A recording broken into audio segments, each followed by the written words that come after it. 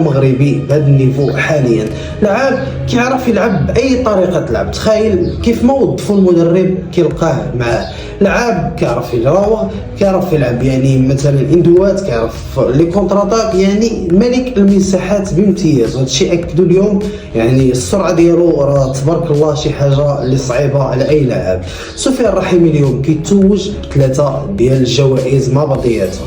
الجائزه الاولى هي رجل المقابله، الجائزه الثانيه هداف البطوله، وثالث جائزه احسن لاعب في بطوله دوري ابطال اسيا.